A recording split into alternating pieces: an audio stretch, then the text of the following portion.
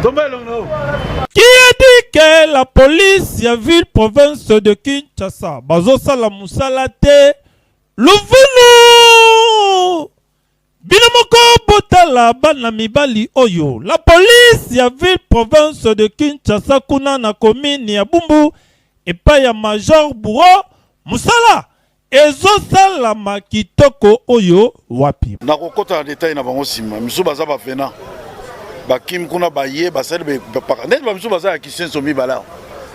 basali peka na kisenso baye okimela isika mwana nzamba zali na banzi ba matita mabe eyebanaka ndeto kwibango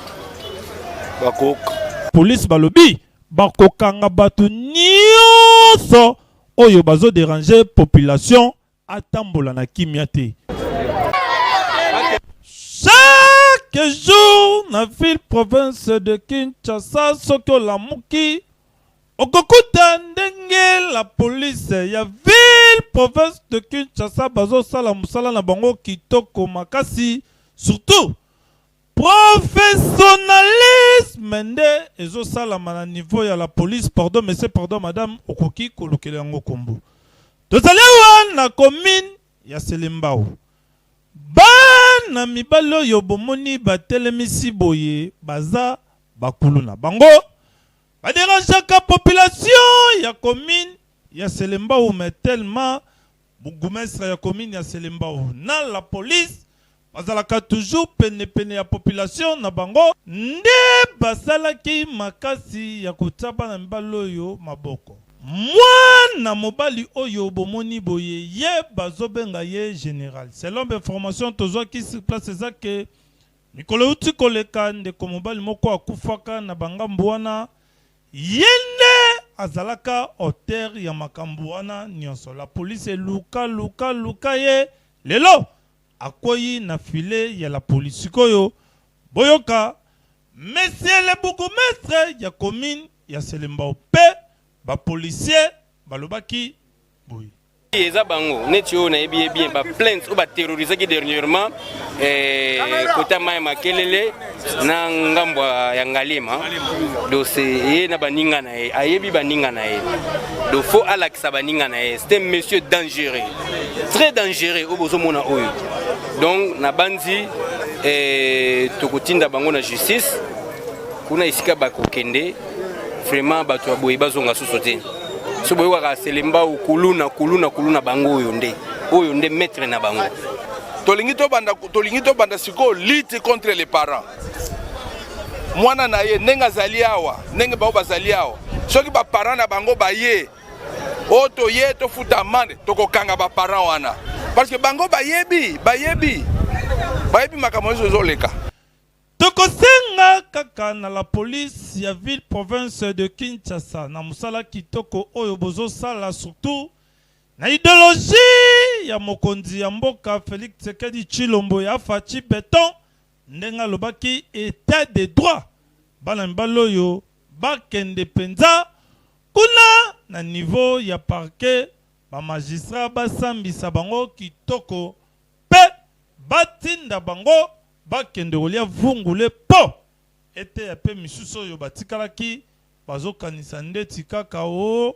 baosalisa bango baje okoti ofuti amande obimi ya tu oyo osalika kerer baplenia bakolandelo ti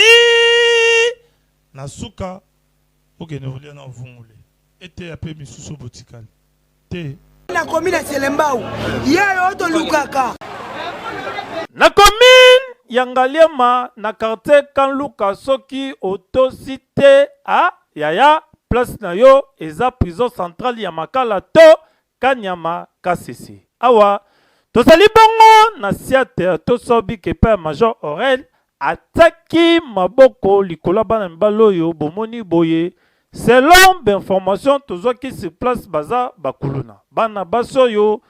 moko oyo asopelaki ndeko oyo mai ya moto c'est-à-dire mai déjà bataki masango po balamba ye a récupérer yango asopela ndeko oyo na nzoto botala ndenge ezikisaki ye boye. Bongo jeune fille mususu yende a facilitaki kuluna moko la police elingaki kokanga po akima. Mais tellement la police ya ville province de Kinshasa surtout ya siata to sobi ke pa ya Major Aurel musala kitoko nde bataki bango maboko. Awa boka population na moko ya ba policier basololaki boye. Ezali bakuluna bon to ebité soki bazali ko travailler sous basuma ya banani mais yango tozali ko senga na ba autorité même ba autorité o bazana likolo ba mekana nous ko sala étude na likambo oyo parce que nous ne peut pas nous délaisser comme ça. Nous ne pouvons pas être comme ça, on dirait batumoko babwa kibiso. Tozoko yebate ya quoi. Papa maman o ayebi ke mwana ne asala kuna kaluka awa yeba ke l'état zali Major Aurel peut toujours aza sous simanaye biso be ba élément Major Aurel tozaka pona opesa ka somo panza quartier sisi wana. J'espère na endengo zo bango ba bilili boye. Tozoti na bango na parquet kuna bisika basusu bazali ba olesa bango kasa mbone uniforme ba kende ko pema bisiko bango bani ko pema. Biso Opération Zéro Kuluna na ville province de Kinshasa, opération Kuluna Kanyamaka sese to ebite soke sili to ndengenini. Tokosenga kaka l'inspecteur provincial ya ville province de Kinshasa, le général Silvano Kitengeka Songo, papa tala ba candidat bango yeyo ya Kanyamaka sese. Soki bake ekosala bien makasi. Likambu ya insécurité na commune ya Selembao toyebite to lobandenge nini pa bakonzi ba meka koluka solution par rapport ya commune ya Selembao. Tozalewa na quartier Kombe na veni Kimpemba bondi melanga ke batu balala kaka na butu boye ba visita bango epai ya ba criminel epesa ki pasi pe mawayaya ba yiba nyonso, c'est-à-dire mbongo ekenda na yango biloko mususu ezalaki wana nyonso ba criminel ba récupérer yango bakenda na yango kutu selon information tozwaki sur place ezake bayaki na drogue oyo esalaki ke ba drogue na mbwa po basala opération na bango kimia. Sikoyo boyoka kolo biloko ndenge nini ye moko asololaki na micro ya magazine King Mac. Mbala moko babandi kobuka bopesa mbongo bopesa mbongo bopesa mbongo babuki na Slimani na mabanga oyo mabango bayaki na yango yango babandi kobuka bopesa mbongo moyen zalaki te mbala moko bakoteli mwana zaki na botiki aussi pesa c'est que na calcul biloko bazui mbongo plus de 1 million oui kozana ba francs na ba dollars oyo zaki na kati eza mbongo mususu ya batu batiaka ba carte